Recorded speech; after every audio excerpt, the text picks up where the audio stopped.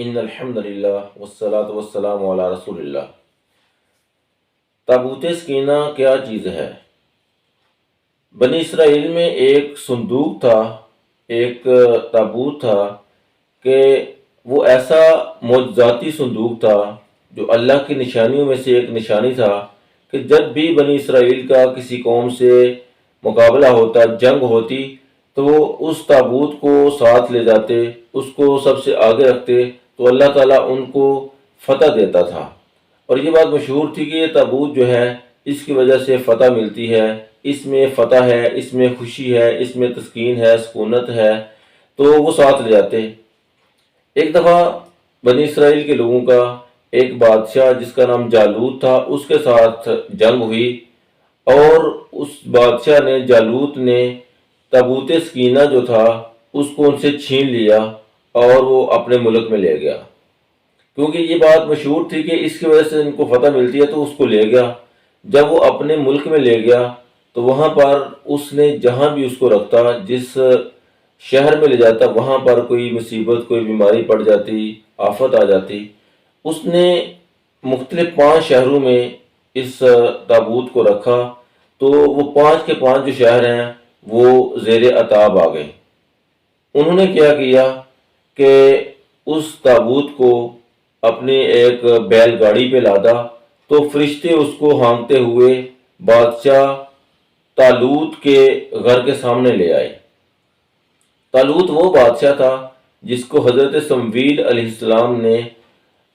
بنی اسرائیل پر تعینات کیا تھا، لیکن بنی اسرائیل کے لوگ جو ہیں وہ یہ کہتے تھے کہ یہ غریب ہے، اس کے پاس مال و دولت نہیں ہے، تو اس سے بہتر تو ہم خود بادشاہت کر سکتے ہیں۔ تو وہ اس کو بادشاہ ماننے کے لیے تیار نہیں تھے۔ تو اللہ تعالیٰ نے ان کے ساتھ یہ وعدہ بھی کیا تھا کہ سورۃ البقرہ کی آیت نمبر 248 میں کہ طالوت کی بادشاہی کی علامت یہ ہے کہ اس کے عہد حکومت میں تمہارے پاس وہ صندوق آ جائے گا جس میں تمہارے پروردگار کی طرف سے سکون قلب کا سامان ہے، اور وہ باقی ماندہ اشیاء بھی ہیں جو آل موسیٰ اور آل ہارون نے چھوڑی تھی۔ اس صندوق کو فرشتے اٹھا لائیں گے، اگر تم ایمان لانے والے ہو تو اس واقعہ میں بھی تمہارے لیے کافی نشانی ہے۔ تو جب وہاں پر بیماری پھوٹنا شروع ہوئی تو انہوں نے جب بیل گاڑی کے ذریعے وہ صندوق جو ہے اس کو بھیجا، تو فرشتے اس گاڑی کو ہانکتے لے آئے، تو وہ جو طالوت ہے، بادشاہ ہے، اس کے گھر کے باہر آ کر رکے۔ تو اس طرح سے لوگوں کو اس بات کا یقین ہو گیا کہ واقعی ہی جو طالوت ہے وہی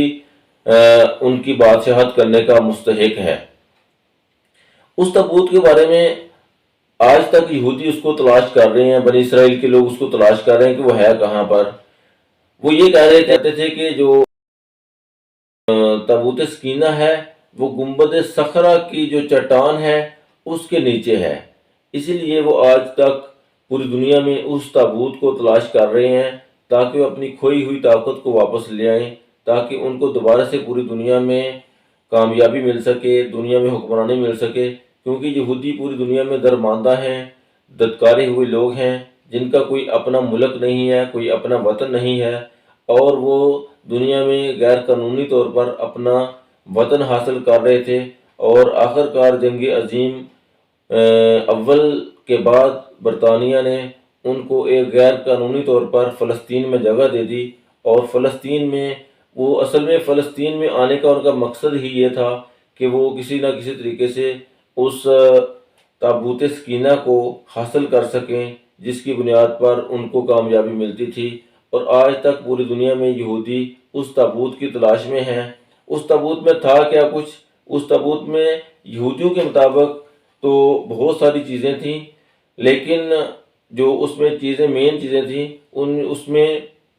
پتھر کی وہ تختیاں موجود تھیں جو حضرت موسیٰ علیہ السلام کو کوہ طور سے ملی تھی۔ اس کے علاوہ اس میں تورات کا اصلی نسخہ موجود تھا۔